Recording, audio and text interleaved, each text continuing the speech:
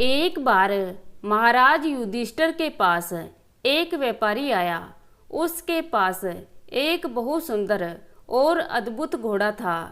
अर्जुन, भीम सहित सारे भाइयों ने जब घोड़े को देखा तो वे उस पर मंत्रमुग्ध हो गए और उस घोड़े को बेचने के लिए व्यापारी से आग्रह किया।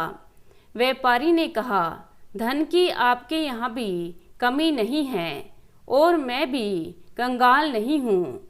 घोड़ा बेचना तो है, पर इसे धनी के हाथ नहीं, बुद्धिमान के हाथ बेचना है।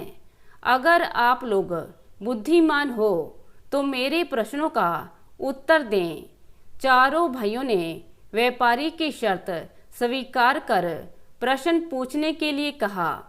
व्यापारी ने पहला प्रश्न भीम से पूछा।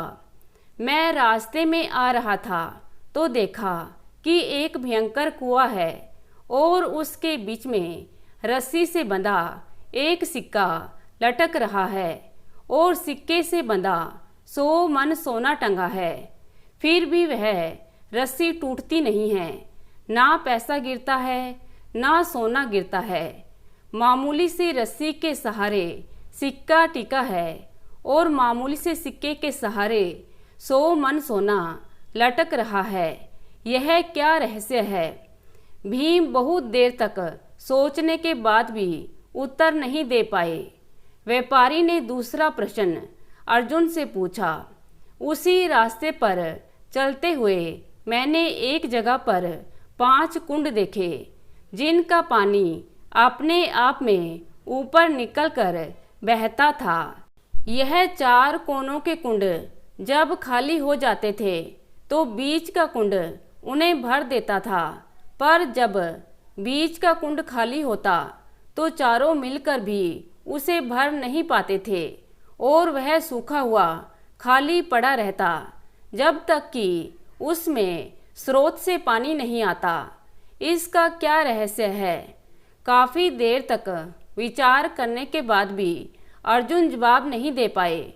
व्यापारी ने तीसरा प्रश्न नकुल से पूछा। उसी रास्ते एक गाय दिखाई दी। उस गाय ने एक बछिए को जन्म दिया, लेकिन आश्चर्य की बात यह है कि जहाँ गाय को बछिया को दूध पिलाना चाहिए, वहीं गाय बछिया का दूध पीने लगी। इसका क्या रहस्य है?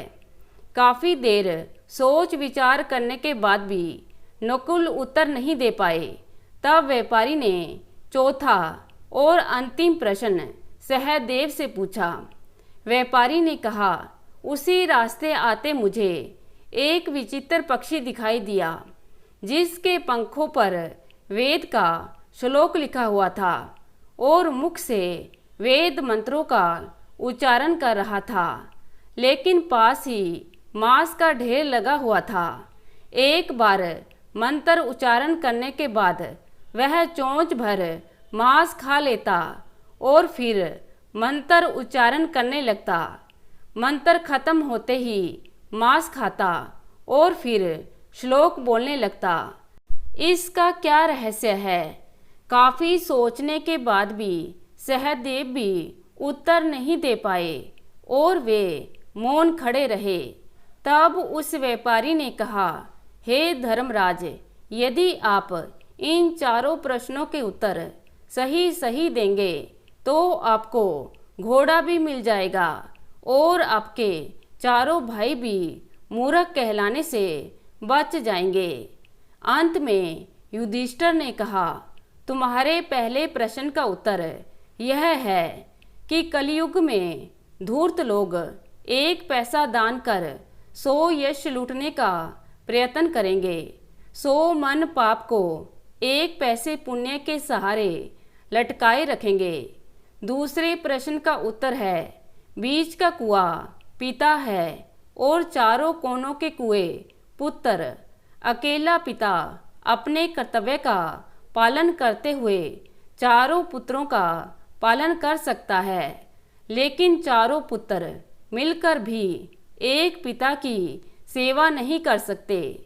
तीसरे प्रश्न का उत्तर है, कलयुग में माता पिता पुत्री की कमाई खाएंगे, विचारहीन हो जाएंगे।